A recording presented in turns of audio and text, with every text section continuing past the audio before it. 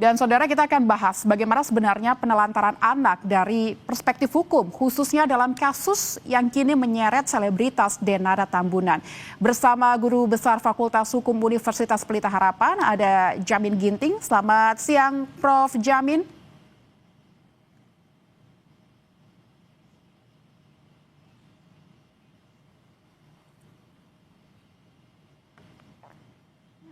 Baik, kita coba menghubungi Prof. Jamin. Prof. Jamin Ginting, selamat siang Prof. Bisa dengar suara saya di studio? Dengar, saya dengar. Jangan ditelepon, soalnya saya pakai HP nih. Nanti jadi bentrok. Baik, Prof. Jamin dengan Lintang di studio. Prof. Jamin, kita akan membahas terkait kasus penelantaran anak yang melibatkan selebritas Denada. Prof. Jamin, ini sebenarnya bisa dibawa ke perkara hukum pidana dan perdata atau seperti apa? Kuasa hukum bilang Denada seharusnya, kuasa hukum Denada maksud kami, bilang seharusnya gugatan dilayangkan ke pengadilan agama, bukan PN Banyuwangi. Karena Reza, mohon maaf, adalah anak yang lahir di luar pernikahan. Pandangan Anda seperti apa, Prof? Ya, pertama kalau terkait dengan hukum keluarga, apakah itu terkait dengan beragama Muslim atau non-Muslim? Kalau agama Muslim, tentu yang berwenang dalam hal ini adalah pengadilan agama. Tapi kalau non-Muslim adalah pengadilan negeri. Itu yang pertama. Yang kedua, gugatannya ini apa? Kalau gugatannya adalah ganti rugi, karena di situ ada permintaan pemenuhan terhadap biaya yang selama ini dikeluarkan, maka itu lebih cenderung masuk ke ranah keperdataan.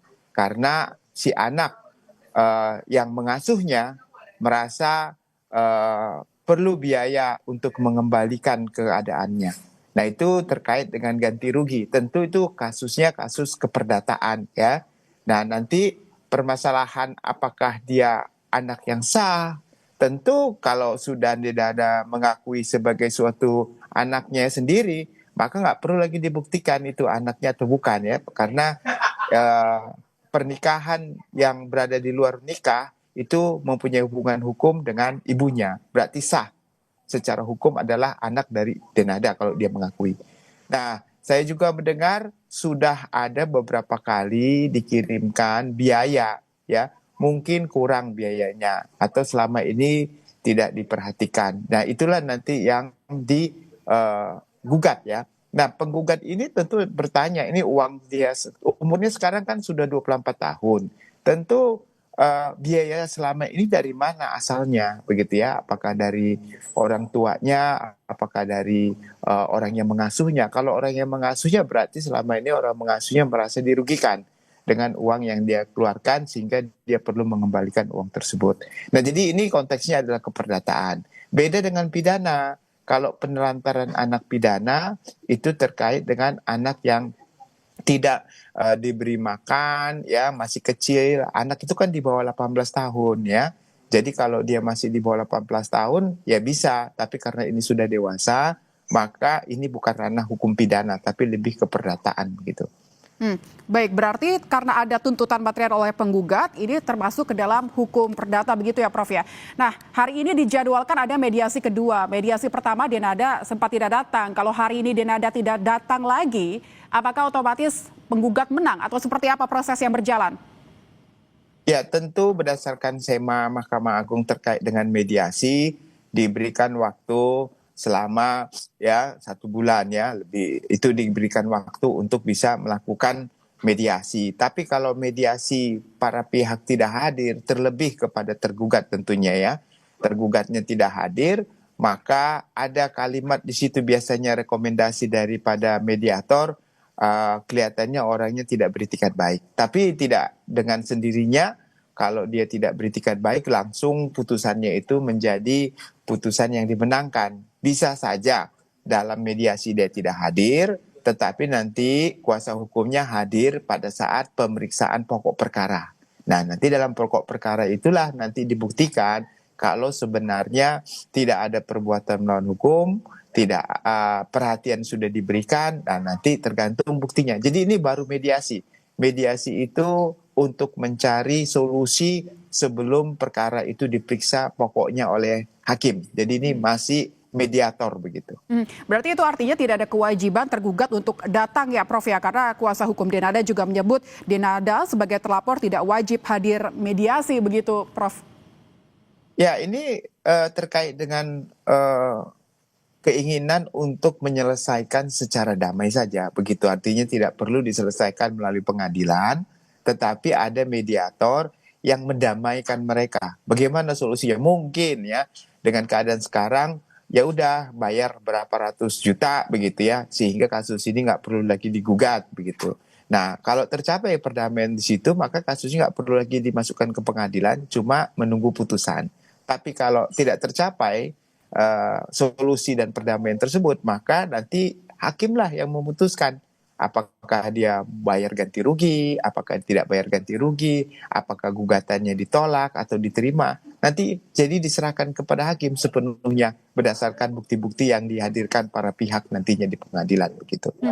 Prof Jamin, di sini pelapor mengaku ada tindakan penelantaran begitu yang dilakukan oleh Denada selaku ibu kandungnya menurut pengakuannya.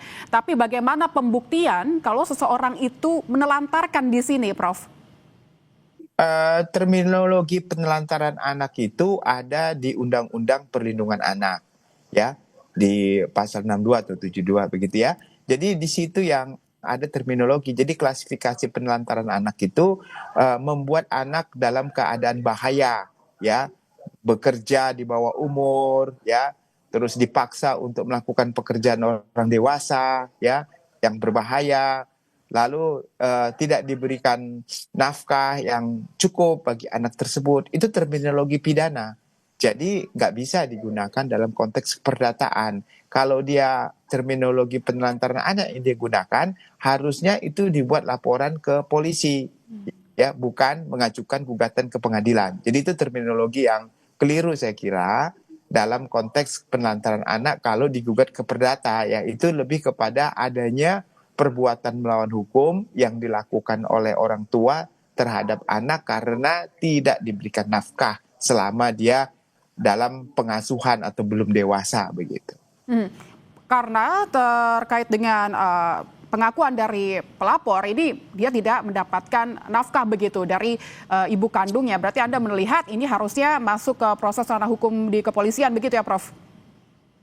Kalau memang bisa dibuktikan, contohnya Denada ya, mengkondisikan anak itu pada usia anak ya di bawah 18 tahun pada saat itu, memaksa dia untuk bekerja di luar dari kemampuannya, atau menelantarkan dalam hal ini membiarkan dia untuk mencari nafkahnya sendiri, ya, dia bekerja sendiri untuk memenuhi kebutuhan dasarnya sendiri, padahal dia masih anak kecil, dipaksa begitu. Nah itulah yang dapat dikategori penelantaran anak.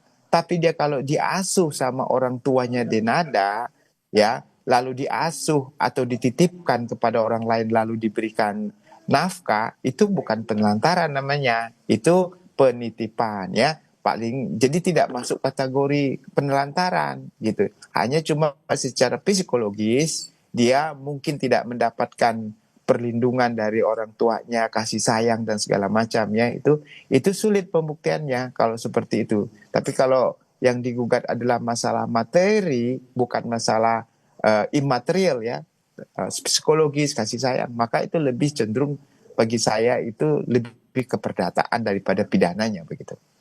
Tapi kan ini proses sudah berlangsung, Prof Jamin. Ini sudah masuk ke ranah mediasi begitu. Apa yang Anda lihat setelah ini? Karena kuasa hukum juga menilai untuk besaran kerugian perdata, apa ada ketentuan khusus, bisakah tergugat mengajukan keringanan? Ya, kalau di keperdataan itu biasanya ada gugatan material, ada gugatan imaterial, ya.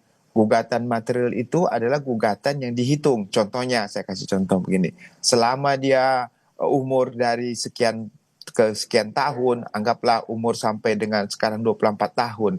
Berarti selama umur dia tidak bisa mencari nafkah sampai dengan dewasa 21 tahun, dikalikan setiap kali dia mendapatkan makanan, apa. Nah, itu nanti ada nilai tertentu yang keluar begitu ya.